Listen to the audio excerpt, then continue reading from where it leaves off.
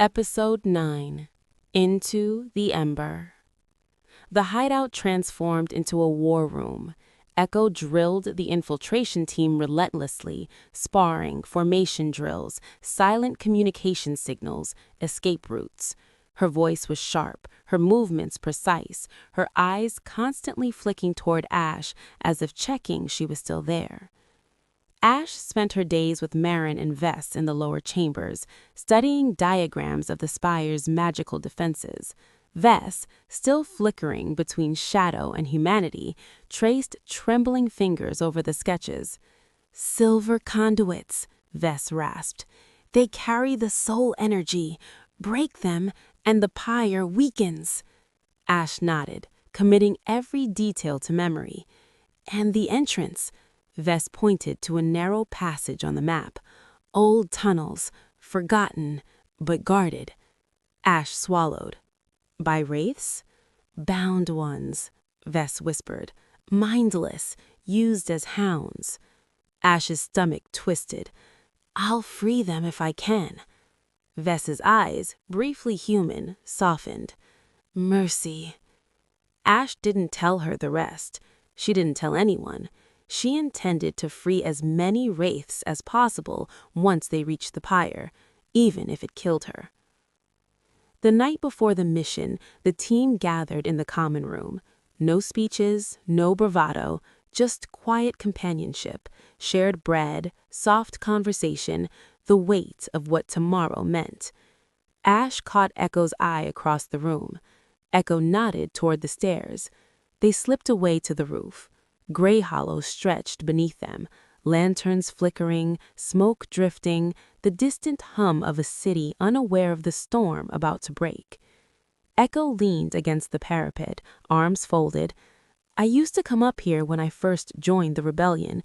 I'd look at the stars and tell myself I didn't need anything else. No attachments, no future, just the mission." Ash stepped beside her. "And now?"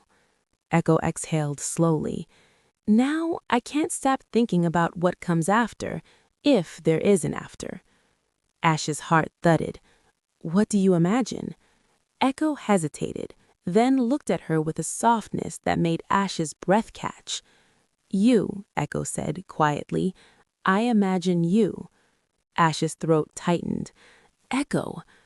"For 3 years I didn't live. I survived. I hid. I ran. But now I want something more. I want to live." Echo reached out, brushing a strand of silver hair behind Ash's ear. "With me?" Ash nodded. "With you." They leaned in, breath mingling, eyes half closed, the world narrowing to the space between their lips. "Echo! Ash!" Riven's voice bellowed from below. "Final prep!" They jerked apart, breathless, flustered, aching. Echo muttered, "I'm going to kill her." Ash laughed, soft, warm, hopeful. Dawn broke cold and pale as the team approached the mountains.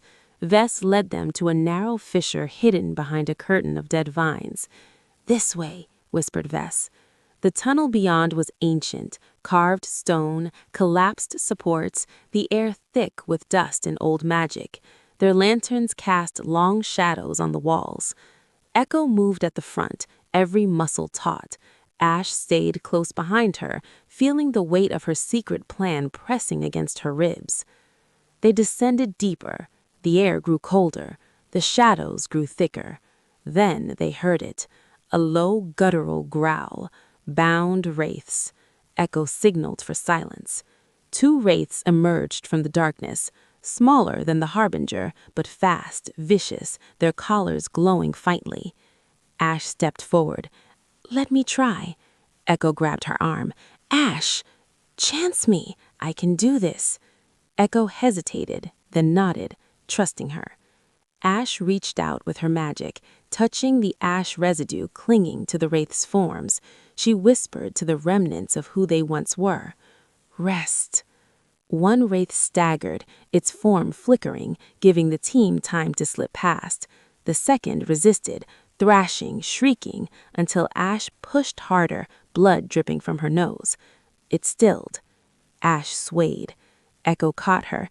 "You're burning yourself out." Ash wiped her nose. "I'm fine." Echo didn't believe her, but she didn't argue. The tunnel opened into a vast chamber. Ash froze. Echo swore under her breath.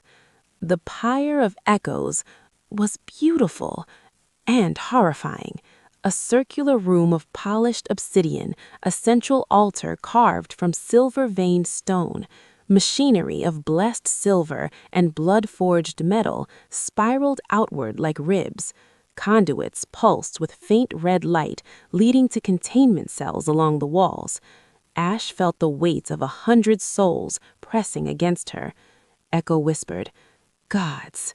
Riven set down the explosives. "We plant them fast and get out." Ash nodded, but her gaze drifted to the containment cells. So many wraiths, so many souls. She took a step toward them. A voice echoed through the chamber. "I wondered how long it would take you." Commander Thorne stepped from the shadows, flanked by inquisitors. Ash's blood ran cold. Echo drew her sword. "Thorne." Thorne smiled, cold, cruel. "Cat's got her tongue. When we captured your little pet Wraith months ago, we extracted and archived her memories. Did you really think freeing her erased what we already took? She led you here exactly as intended." Vess, standing behind them, let out a broken, keening sound. Ash's heart shattered.